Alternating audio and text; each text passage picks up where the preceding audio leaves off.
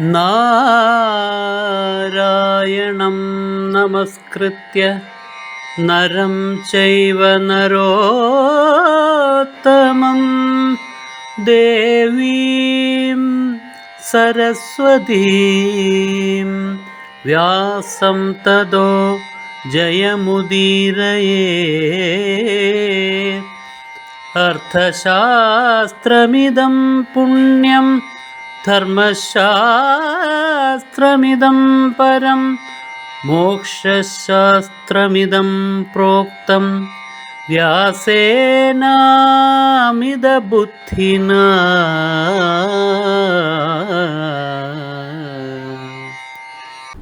നമസ്കുർവന്തി ച സദാ വസവോ വാസവം യഥാ. എങ്ങനെയാണോ ദേവന്മാര് 33 കോടി ആളുകളും ദേവേന്ദ്രനെ നമസ്കരിക്കുന്നത്, ദേവേന്ദ്രനെ വന്ദിക്കുന്നത്, പൂജിക്കുന്നത്, ആദരിക്കുന്നത്, അതേ പ്രകാരത്തിൽ ഈ കൗരവന്മാരെല്ലാവരും എന്നെ ആദരിക്കുന്നു. അവർ എന്നിലാണ് അവരുടെ രക്ഷ കണ്ടെത്തുന്നത്. മമ പ്രാണേന യേ ശത്രൂൻ ശക്താ പ്രതി സമാസിതും മന്യന്തേ തേ കഥം തേഷാം അഹം ചിന്ത്യാം മനോരഥം. അവര് എന്റെ പ്രാണന്റെ ബലത്തിലാണ് ശത്രുക്കളെയെല്ലാം വെല്ലുവിളിക്കാൻ, ശത്രുക്കളെല്ലാം എതിർക്കാൻ ധൈര്യപ്പെടുന്നത്. കർണൻ ഉള്ളിടത്തോളം കാലം ഈ ലോകത്തിൽ ഒരു വീരനും കൗരവന്മാരെ തകർക്കാനാവില്ല എന്നവർക്ക് ഉറപ്പുണ്ട്. അങ്ങനെ മമ പ്രാണേന, എന്റെ പ്രാണന്റെ ബലത്തിൽ അവർ ശത്രുക്കളെല്ലാം വെല്ലുവിളിക്കുന്നു. ആ ശത്രുക്കളിൽ വെച്ച് പ്രമുഖർ പാണ്ഡവന്മാരുമായി പോയി. അങ്ങനെ അവർ എന്നിലാണ് സർവവും സമർപ്പിച്ചു നിൽക്കുന്നത്. അവരുടെ മനോരഥത്തെ, മനസ്സിലുള്ളതാ സങ്കല്പങ്ങളെ, അവരുടെ ആഗ്രഹങ്ങളെ ഞാൻ എങ്ങനെയാണ് തകർത്ത് കളയുക? കർണൻ കുന്തിയോട് ചോദിക്കുകയാണ്. ഇങ്ങനെ കുന്തിയോട് സംസാരിക്കുന്ന കർണൻ നേരത്തെ സൂര്യൻ മുന്നറിയിപ്പ് കൊടുത്തിട്ട് കൂടിയും ദേവേന്ദ്രനോട് എങ്ങനെ സംസാരിച്ചു എന്ന് നാം കാണാം. ഇന്ദ്രനോട് ഇങ്ങനെ പറഞ്ഞില്ല. കവചകുണ്ടലങ്ങൾ ഇന്ദ്രന് ദാനം ചെയ്യാൻ കർണൻ പുറപ്പെടുന്നത് താൻ വലിയ ദാനധർമ്മിഷ്ഠനാണ് എന്ന് ലോകം പ്രശംസിക്കണം, അതിനുള്ള ഉപാധി എന്നുള്ള നിലയ്ക്കാണ്. പക്ഷേ ഈ കവചകുണ്ടലങ്ങളിലാണ് തന്റെ രക്ഷ, തന്റെ രക്ഷയിലാണ് ദുര്യോധനന്റെ രക്ഷ. കൗരവന്മാരെല്ലാവരും അവരുടെ രക്ഷ കാണുന്നത് തന്നിലാണ്. അതിതാ കുന്തിയോട് പറയുന്നുണ്ടല്ലോ. ഇക്കാര്യം കർണൻ ആലോചിക്കാൻ നിന്നില്ല, ചിന്തിക്കാൻ നിന്നില്ല. അറിഞ്ഞു വച്ചുകൊണ്ട് തന്നെയാണ് ദുര്യോധനൻ ആശ്രയമായി കണ്ടിരിക്കുന്നത്. ദുര്യോധനന്റെ ജീവിതവും വിജയവും തന്നിലാണ് എന്ന് അറിഞ്ഞു വെച്ചുകൊണ്ട് ദുര്യോധനനെ കർണൻ വഞ്ചിക്കുകയായിരുന്നു. അപ്പോൾ എന്തിന്? ഏറ്റവും വലിയ ദാനവീരനാണ് താനെന്നുള്ള പ്രശസ്തിക്ക് വേണ്ടി. അതാണ് ദംഭം. ദംഭോ ദർപ്പോതിമാനശ്ച. ഇതാണ് അസുരീ സമ്പത്തിന്റെ പ്രത്യേകതകള്. ആ ദംഭം മൂലം ഇതങ്ങ് സൗകര്യപൂർവം മറന്നു. വിശേഷിച്ചും ഒരിക്കലും അവസാനിക്കാത്തതായ സൗഹൃദമാണ് കർണൻ ദുര്യോധനോട് പ്രതിജ്ഞ ചെയ്ത ആദ്യത്തെ ദാനമാണത്. ശരിക്കും ദാനമല്ല, പിന്നെയോ പരസ്പരം ആ സ്നേഹത്തെ, അതേപോലെ തന്നെ വാക്കുകൾ കൈമാറുകയായിരുന്നു. അംഗരാജാധിപത്യം ദുര്യോധനൻ കർണന് കൊടുക്കുന്നു. ഒരിക്കലും ഒടുങ്ങാത്തതായ സൗഹൃദം, സുരക്ഷാ കവചം കർണൻ അങ്ങോട്ട് വാഗ്ദാനം ചെയ്യുന്നു. അതൊരു കച്ചവടമാണ്. അതിനെയും മറന്നുകൊണ്ട് ദുര്യോധനെ അപായപ്പെടുത്തിക്കൊണ്ടാണ് ഇന്ദ്രനോട് സംസാരിച്ചത്. ഇന്ദ്രൻ കർണനോട് പറഞ്ഞ വാക്യം കഴിഞ്ഞ ദിവസം നാം കേട്ടു. അത് നാം ഒന്നുകൂടി ഓർത്തു നോക്കണം. തനിക്ക് ഇന്ദ്രന്റെ പക്കലിരിക്കുന്നതായ ദിവ്യമായൊരു പദാർത്ഥം വേണം, താൻ അത് ചോദിക്കും, അത് തരണം, അതിന് പകരമായി കവചകുണ്ടലങ്ങൾ തരാമെന്ന് കർണൻ പറയുന്നുണ്ടല്ലോ ഇന്ദ്രനോട്. ഇങ്ങനെ കൈമാറ്റം ഈ ഒരു വ്യവസ്ഥയിലേ പറ്റൂ എന്ന് കർണൻ പറഞ്ഞു. അപ്പോൾ അത് ദാനമായിരുന്നില്ല, അതൊരു ക്രയവിക്രയമായിരുന്നു. അപ്പോഴുമോ ഇന്ദ്രൻ എന്താ പറഞ്ഞ് ഒന്ന് ആലോചിച്ചിട്ട് ഇന്ദ്രൻ പറഞ്ഞു, വജ്രായുധമൊഴിച്ച് എന്ത് വേണമെങ്കിലും ചോദിച്ചുകൊള്ളൂ, ഞാൻ തരാൻ തയ്യാറാണ്. വജ്രായുധമൊഴികെ ഇന്ദ്രൻ പ്രത്യേകിച്ച് പറഞ്ഞു. ഇതേ പ്രകാരത്തിൽ കർണന് പറയാമായിരുന്നു, കവചകുണ്ടലങ്ങൾ ഒഴിച്ച് എന്ത് വേണമെങ്കിലും ചോദിച്ചുകൊള്ളൂ, അത് ഞാൻ ദുര്യോധനന് പ്രതിജ്ഞ ചെയ്തു പോയി. കാരണം ഇതില്ലാതെ എനിക്ക് സുരക്ഷയില്ലാതെ ദുര്യോധനും സുരക്ഷയില്ല. അതുകൊണ്ട് ഇത് ഞാൻ ദുര്യോധനന് പ്രതിജ്ഞ ചെയ്തു പോയി. അതുകൊണ്ട് അതെന്നോട് ചോദിക്കണ്ട, അതൊഴിച്ച് എന്ത് വേണമെങ്കിലും ചോദിച്ചുകൊള്ളൂ എന്ന് പറയാമായിരുന്നു. പക്ഷേ അങ്ങനെ പറഞ്ഞാൽ തന്റെ ദാനധർമ്മിഷ്ഠൻ എന്നുള്ള സൽപ്പേരിന് കുറവ് വരുമോ എന്ന ദമ്പത്താൽ കർണൻ അതും പറഞ്ഞില്ല.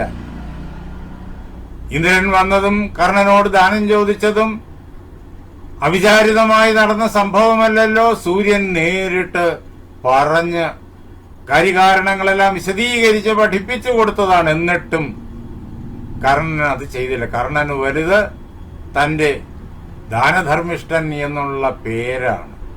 അതാണ് ദമ്പം.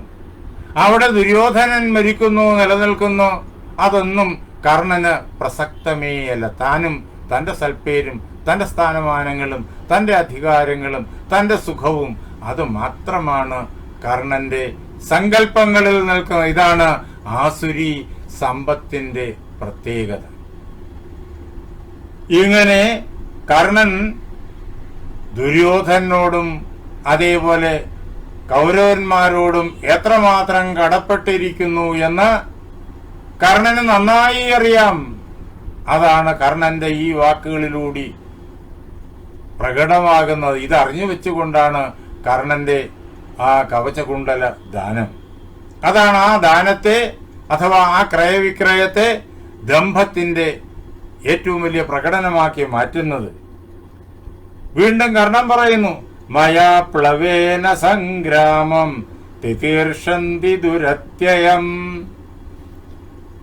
കടന്നു കയറാൻ പറ്റാത്തതായ വലിയ ഒരു യുദ്ധമാകുന്ന സമുദ്രം,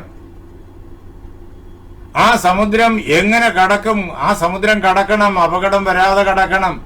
കൗരവന്മാരെ സംബന്ധിച്ചിടത്തോളം, യുദ്ധത്തിനിറങ്ങുന്ന ആരെ സംബന്ധിച്ചിടത്തോളവും യുദ്ധമാകുന്ന ഈ സമുദ്രത്തെ അപകടമില്ലാതെ കടന്നു കയറണം. അതാണ് ആഗ്രഹം. എങ്ങനെ കടക്കാൻ പറ്റും? മയാ പ്ലവേന സംഗ്രാമം തിതീർഷന്തി ദുരത്യയം. ആർക്കും കടന്നു കയറാൻ പറ്റാത്തതായ ഈ യുദ്ധമാകുന്ന മഹാസമുദ്രത്തെ ഞാനാകുന്ന തോണിയിലേറിയിട്ട് കൗരവന്മാർ കടക്കും. ഇതാണ് കൗരവന്മാരുടെ സങ്കല്പം. അത് തന്നെയാണ് എന്റെയും ദൃഢമായ നിശ്ചയം. അവരെ ഞാൻ ഈ യുദ്ധമാകുന്ന ഈ ഭീകരമായ അവസ്ഥയുടെ മറുകരയിലേക്ക് യാതൊരു കുഴപ്പവുമില്ലാതെ കൂട്ടിക്കൊണ്ടുപോകും.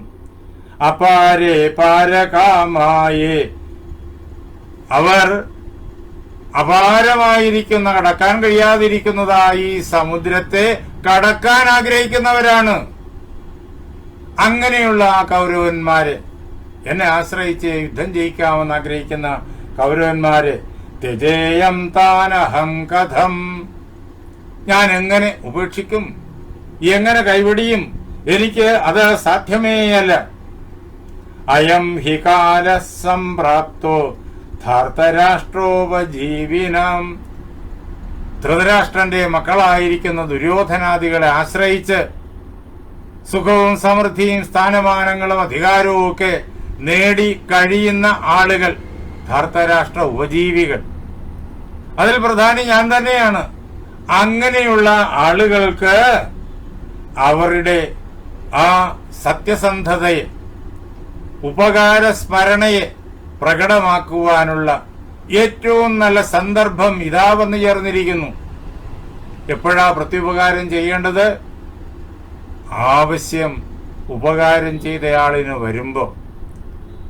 ഒരാൾ ഉപകാരം ചെയ്തു കഴിഞ്ഞാൽ അതിനെ മറന്നു പോകുന്നവർ ഏറെയുണ്ട് ലോകത്തില്. അവർ കൃതജ്ഞന്മാരാണ്, അവർ മഹാഭാവികളാണ്.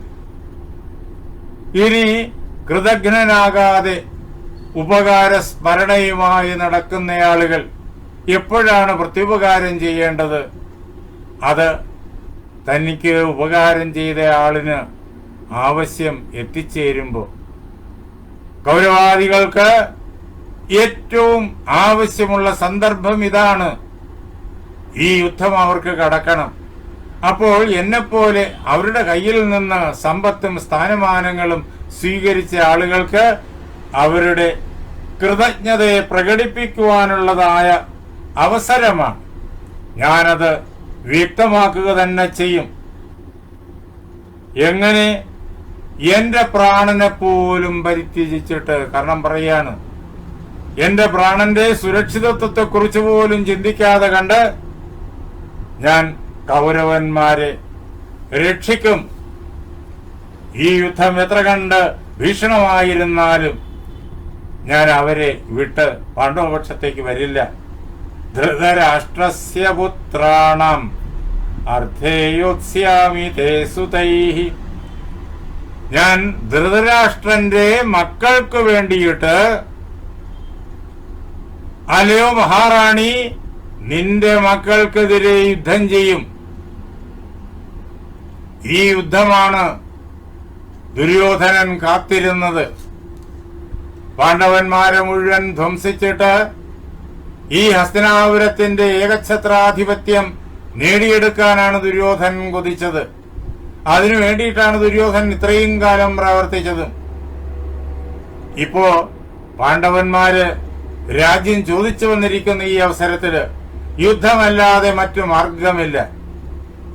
ഈ അവസരത്തിൽ ദുര്യോധനിൽ നിന്നിട്ട് സർവവും സ്വീകരിച്ച ഞാൻ അതിന്റെ പ്രത്യുപകാരമായിട്ട് പാണ്ഡവർക്കെതിരെ യുദ്ധം ചെയ്യും. ഞാൻ പാണ്ഡവരുടെ കൂട്ടത്തിലേക്ക് വരണമെന്നുള്ള ഈ അഭ്യർത്ഥന പരിപൂർണമായിട്ട് ഞാൻ തള്ളിക്കളയുന്നു. ഞാൻ അങ്ങോട്ട് വരില്ല. ഞാൻ പാണ്ഡവർക്കെതിരെ യുദ്ധം ചെയ്യും. എങ്ങനെ? ബലം ച ശക്തിം ച സ്ഥായ നവൈ ത്വയ്യനിർദം വദേ.